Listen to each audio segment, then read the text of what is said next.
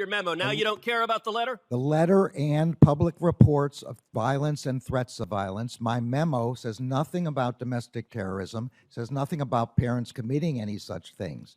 My memo is an attempt to get an assessment of whether there is a problem out there that the federal government needs to The resolve. letter on its face says the actions of the parents could be the equivalent to a form of domestic terrorism. And that is wrong. And asks the president to use the Patriot Act in regards to domestic terrorism directed at parents.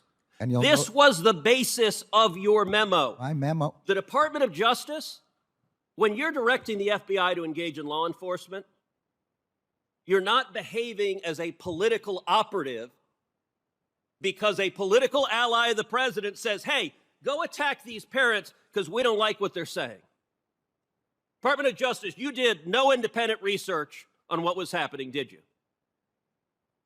The memo has nothing to do with partisan. Did you do independent research? The memo has. Did you do independent research? The memo has nothing to do. Okay, you're not with answering that politics. question. You've testified you know nothing about the violent sexual assault that happened in Loudoun County, even though it's one of the bases in this letter. I read about it since then. Okay. You told the House last week you knew nothing about it. Not know at the time. No. Okay. This week, the court concluded that a 14-year-old girl was violently raped by a boy wearing a skirt in the girls' restroom. The school district covered it up, released the boy, sent him to another school where he violently raped another girl.